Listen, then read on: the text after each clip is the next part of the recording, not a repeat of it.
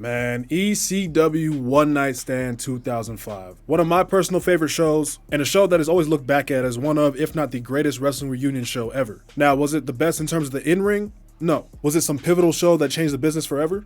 Nah. So what is it that makes this show so legendary for it to resonate with people so much even 20 years later? Well, first, we need to go back and remember what ECW was all about. Quite simply, the most counterculture wrestling promotion that there's ever been. You hear those three letters, and you probably immediately start thinking about some of the most violent, insane, and downright diabolical spots in wrestling history. Chairs, barbed wire, flaming tables. ECW was chaos with a spotlight. But here's the thing. It wasn't just the blood and guts. It was a lot of heart and a lot of passion. Not just from the wrestlers, but also from what was arguably the lifeblood of ECW, the fans. These were the same people who went outside of cable companies and basically protested for ECW to be put on pay-per-view back in the day. The same people that would fill up these tiny-ass bingo halls and would make more noise than some 20-seat arena shows. These people didn't just love ECW, they lived it. It wasn't just a wrestling promotion to them. It was a movement. But one day in early 2001, all of that was just gone. No proper goodbye, no one last show, nothing. The company went bankrupt and that was pretty much it for the Land of Extreme. But that passion, that love for ECW, it never went away in the heart of those fans. Fast forward to 2004, WWE released one of their best-selling DVDs titled The Rise and Fall of ECW, which is a really well-done documentary that I recommend you check out. And the doc was so successful that Rob Van Dam took notice and he went to Vince and told him this idea. What if, just one night only, ECW came back for one last time? And well, Vince being Vince, all he saw was dollar signs, and just like that, it was on. 4 years after the company had closed its doors, the Tribe of Extreme was set to rise one last time. For one more night, the ECW faithful got to relive the revolution. June 12, 2005, 2,500 rabid fans inside the Hammerstein Ballroom in NYC. This was ECW One Night Stand 2005. And off rip, it just feels like ECW. This wasn't just some half-assed attempt to make a quick buck off of folks in the name of nostalgia. It felt like the real deal. As soon as the show starts, the crowd is already going apeshit with the ECW chants, and you knew from that point on, the environment was just gonna be special. The energy from them never goes down the entire show, and you could just feel that through the TV screen. Then that classic ECW theme starts playing, and out comes the voice of ECW himself, Joey Styles, to a massive ovation. And as soon as he steps in the ring, you could just see the emotion written all over his face. This was the first wrestling-related thing he'd done since ECW closed its doors, and it obviously meant so much to him. He collects himself enough to do that signature, I can't even do it myself. And the crowd is loving it, man. And then he introduces his broadcast partner for the night, none other than the hardcore legend himself, Mick Foley, coming out to that classic Cactus Jack theme. And yeah, this was definitely different for ECW. Joey had always done the commentary on his own. But I honestly think Foley was a good addition for this show and was pretty enjoyable to listen to throughout the night. I mean, he is one of the best talkers in wrestling history, so I ain't even surprised. But it wasn't just about people talking, y'all. It was time for some matches. So to kick things off with the showdown between two former Thrill Seekers partners, Lance Storm versus Lionheart, Chris Jericho, complete with the throwback tights and jacket. These two were actually each other's first opponent when they started wrestling, and here they were for what was actually supposed to be Lance Storm's retirement match, but we all know how retirements go in wrestling. We got some real grabs to start this thing, and for an audience that can be as bloodthirsty as anybody, they were very appreciative of the two guys in the ring. But still, what would an ECW show be without some unhinged chants, bruh? These fools not even a full minute into the match are already chanting, "She's a crack whore," at Dawn Marie. Also, we got a "fuck John Cena" chant in the middle of this match, just out of nowhere. Oh, little did they know what we would get the very next year. But this match was really fun to watch, very back and forth. There was a good mix of mat wrestling and some high flying in there. There was this one beautiful spot where Lance Storm leapfrogs onto the top rope and gets hit with a midair drop kick, which was nice. You even got a Just Incredible run in to help Lance Storm get the win. And you have this reunion of the Impact players, which was a really nice moment to open the show. And while, yeah, the finish kind of came out of nowhere, these two worked really well together to fit in a lot of great stuff in only about 7 minutes. Great way to open the show. So after that, they actually cut to a tribute video package of all these former ECW wrestlers who had passed away before the show even took place. So of course, rest in peace to anyone that did pass away before the show, and of course, everybody that's passed away since. And just like that, we're back at it with the chaos because we had a three-way dance on our hands. Nah, not a triple threat. This is ECW. Elimination rules, baby. Tajiri, Little Guido, and Super Crazy. And I gotta say, I'm officially a Super Crazy fan after rewatching this. He was easily the star of this match. I mean, this guy was all over the place. Not even 2 minutes into this match, he hitting a moonsault off the balcony on the entire FBI. This is why I say people need to branch out and watch other promotions if they can, whether old or new.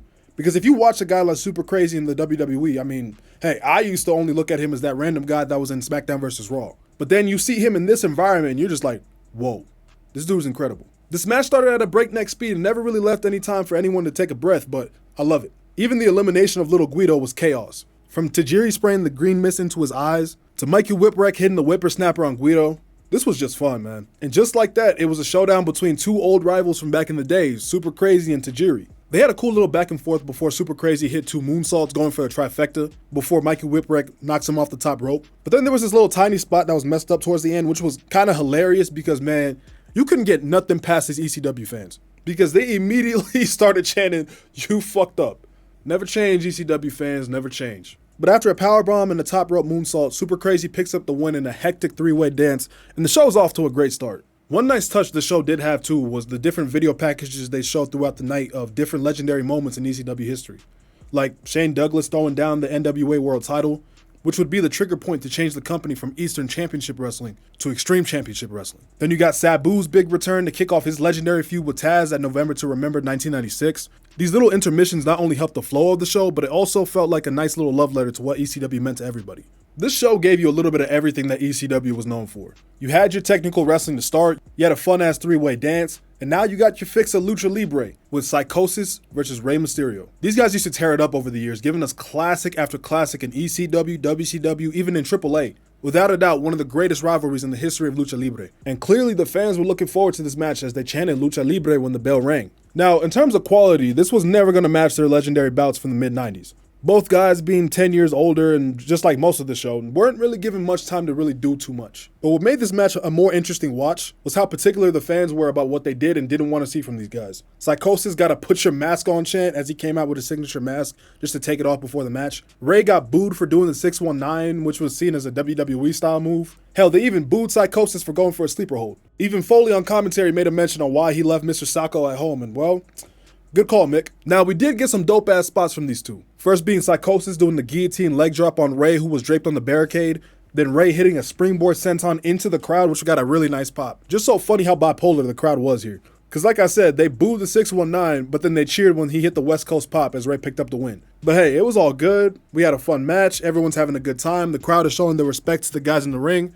But yo, that respect faded away quicker than my paycheck on rent day. Because just as Rey is celebrating the win, in come the SmackDown Crusaders to crash the party, and little did they understand that they just walked into a ballroom full of crash outs. If I said the crowd hated them, that would be the understatement of the decade. I mean, just listen, dog. Well, what they're essentially doing is they're pooping in the ECW punch bowl, and these fans...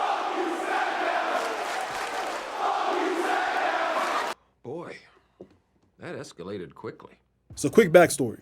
Eric Bischoff, who over the years was ECW's biggest hater, week after week on Raw, talked about how he was going to collect his Crusaders and come put ECW out of business for good. And that hate bled over into SmackDown, where guys like Kurt Angle and JBL were also down for the cause. And here they were to protest the show. So then Joe Gertner comes around and tries to interview the SmackDown guys just to get put on his ass before he can even ask a question. Then Kurt and Bradshaw just start going off on the crowd, talking about how much they hate ECW and everything it stands for. Oh, and trust me, the fans are matching that same energy.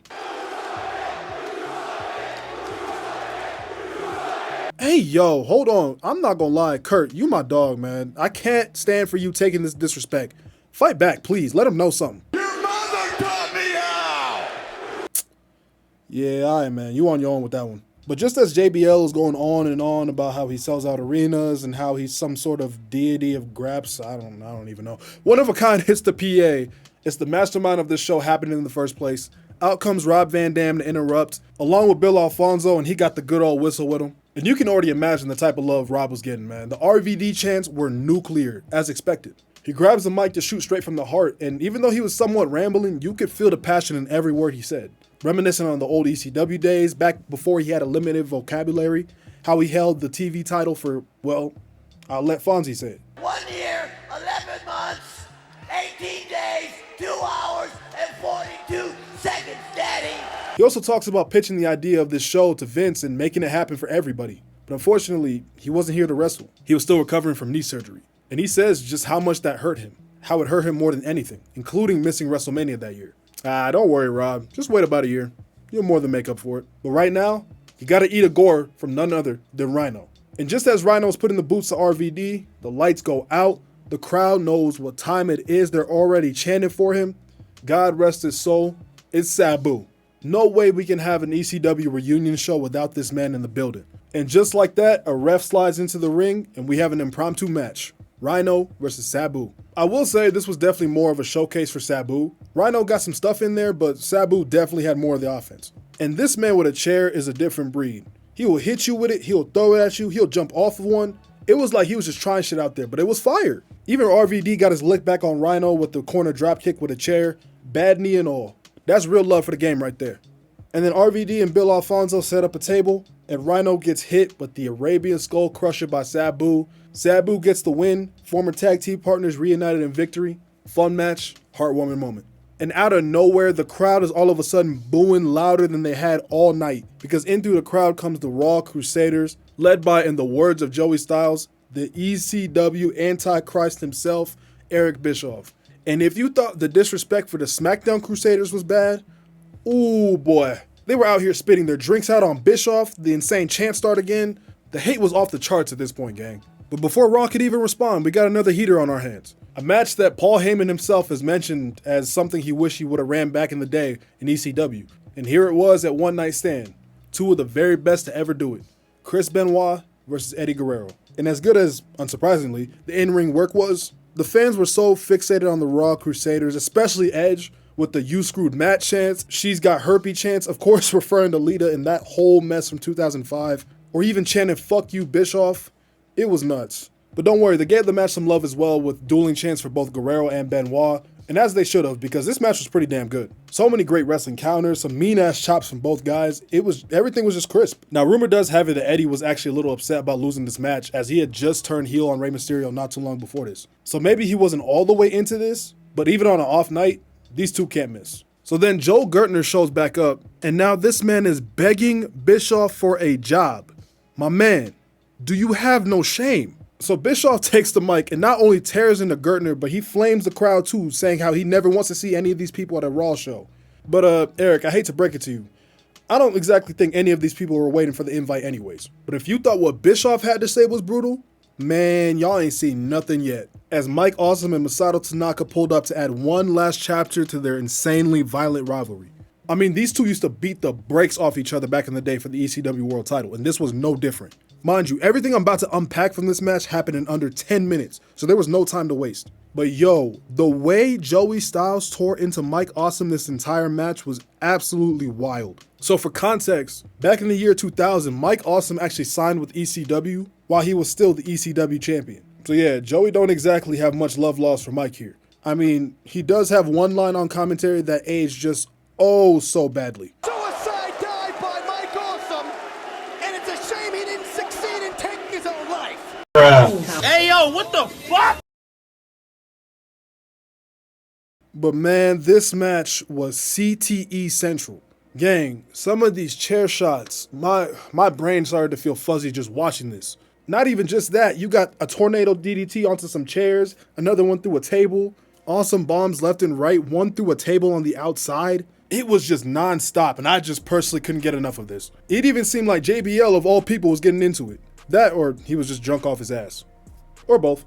The ECW crowd said it best, man. This match rules. And that finish of the awesome bomb from the ring to the outside, topped off with Mike diving on top of Tanaka for the win. Just wow. No doubt match of the night if you ask me. If you're going to revisit any match from this show, I highly recommend this one. And rest in peace to Mike Awesome, one of the most underrated wrestlers of all time if you ask me. This was actually his last ever match, and well, what a way to go out. Then as Joey Styles is showing his appreciation to all the fans and their dedication over the years, that ECW theme starts playing one more time, and after a little bit, it's the mad scientist, the evil genius himself, Paul Heyman. And he is just visibly emotional as soon as he comes out on stage, which of course he was. Because you know how I said in the intro that ECW never got that proper goodbye? Well, here it is. The fans get to show their gratitude to the man that gave them so many memories, and Paul can say thank you to all the people that showed his company and showed his vision so much love over the years. He does just that. He thanks everybody that made this all possible. He says how he could just take the high road and just leave it at that. But nah. He still got some bullets in the chamber for the anti-ECW Crusaders. And you know what? Let me just shut up and let the wise man cook. I refuse to call him the Oracle. Eric Bischoff! It's not Paul Heyman with his tail between his legs going to a WCW pay-per-view! You are in our house, bitch! Hide your wives, it's Edge! I have 2 words for you. Matt freaking Hardy! Wait, Paul, Unk. That's 3 words. You know what? Nope, my bad. I'll let you have that one. Since you want to shoot, cowboy, the only reason you are WWE champion for a year is because Triple H didn't want to work Tuesday. My goodness, man. It felt like Paul was waiting for years to get that off his chest. He ends off the promo by saying, this ain't WCW, this ain't even WWE, it was EC-fucking-W. Just a masterclass of a promo. You could feel all the emotions in Heyman's voice. And in that moment, he had not only that crowd, but everybody watching in the palm of his hands in a way that only Paul Heyman can. For those few minutes, it was his moment to soak it all in his house, with his people. And it was just beautiful. And just like that, it was main event time. Tag team action. The Dudley Boyz dripped out in the classic tie-dye, and their first opponent, the heart and soul of ECW, Tommy Dreamer and Dog, just look at his face. The happiness is just radiating from Dreamer. You can't help but smile looking at him. It's just hard to argue anyone embody ECW more than this man right here. Well, maybe one other guy. The opening guitar strums of Metallica's Enter Sandman starts playing, and the crowd fucking erupts. So the camera pans over to the balcony. The Sandman is standing right there, surrounded by the ECW faithful, and they're singing every last word to that song. Singapore can in one hand, beer in the other. Y'all, let me tell you, if you can, please seek out the unedited version of the show, because the shitty ass dub theme that they got on Peacock ruins the essence of this entrance. And look, if you don't get chills when the crowd shouts exit light at the top of their lungs, are you even alive? One of the greatest entrances you'll ever see. I don't even think I can do it justice. Please, just go watch it for yourself. Simply iconic. Before the match can even start though, you get a bunch of cameos from the BWO, Balls Mahoney, Axel Rotten, Kid Cash, who, fun fact, asked for his release from TNA just to make the show. Then everyone that was there for the cameos all brought to the back, and just like that, the match starts, and it's the typical chaos you expect from ECW. Cookie sheets, cheese graters, all being used to cook up nothing more than violence. Tommy Dreamer spinning around with the ladder around his neck, shout out to Terry Funk. It doesn't take long for Dreamer to start bleeding buckets, and Sandman, well, he bust himself open before the match even started. This was just mayhem, to say the least. Shit, we got more run-ins with the Impact players coming in. Just Incredible hits the That's Incredible pile driver on Sandman on some barbed wire. A cat fight breaks out between Francine and Beulah McGillicuddy, and Joey Styles calls it like only he can. A double DDT on both the Dudleys by Beulah and Tommy Dreamer. Shit, relationship goals, ladies and gentlemen. Soon after, Bubba Ray pulls out a table and then signals to the back, and out comes little Spike Dudley with lighter fluid in his back pocket, and you know what time it is. Can you really have a one-night-only ECW show without someone going through a flaming table? So Tommy Dreamer takes a powerbomb through that table, and that brother just starts twitching like crazy. Bubba Ray picks up the win, and well, to put it simply, if you like violence, this match right here had it in spades. Overbooked? Yes. Nonsense? Yes. But who gives a shit? This was just fun. Only right to have this be the last match of the show. But that wasn't it just yet. So Sandman slides back in the ring and takes out the Dudleys after they try to attack Beulah. And he just starts shouting for someone to get him a beer. And well, Sandman, that's perfect for you, because there's another guy backstage that loves him a beer or 2 or 20. The glass shatters. Stone Cold Steve Austin was in the building. Fans are going nuts. The Crusaders can't believe it. He then calls out every one of the ECW guys in the back to come out for a celebratory beer bash. And the ring fills up with guys who had been on the show, guys who weren't on the show, and it just feels like one big celebration. Oh, but don't worry, the chaos wasn't done yet, because Stone Cold, the Hellraiser himself, came out here to see a fight. The ECW wrestlers versus the WWE superstars. So here they come from the balcony, both Raw and SmackDown. Bischoff goes down to the commentary desk. The ring is packed with the ECW guys, the WWE guys. The lines have been drawn. And now the fans are chanting, "We want Taz." Their wish was granted, because out comes the human suplex machine. He heads straight for Kurt Angle, the man that tried to take him out on the previous SmackDown, and all hell breaks loose. Hands are being thrown, Bodies are hitting the floor like the theme of the show says. And oh yeah, this was also where JBL beats up the Blue Meanie for realsies. Just by the way, if you've somehow never heard of that. ECW clears out the ring, and they're the ones standing tall. Sandman is still over there begging for his beer, but Austin, he ain't done yet. He calls Mick Foley to drag Bischoff down to the ring with all the ECW wrestlers that he had spent years shitting all over waiting for him. And yo, they dog walked this man. 3D, diving headbutt, 619, I mean Bischoff was fried. So then Austin stands over him with the mic and, you know, he just wants to hear Eric's thoughts about the night, but Bischoff just had to be difficult about it. ECW! No, well, you could take a stunner for your troubles, brother. The Dudley Boyz pick up Eric Bischoff and they take out the trash. Everybody's in the ring. Sandman finally got his beer. Then Joey Styles sums up the night perfectly. ECW lives. And ladies and gentlemen, that was ECW One Night Stand 2005.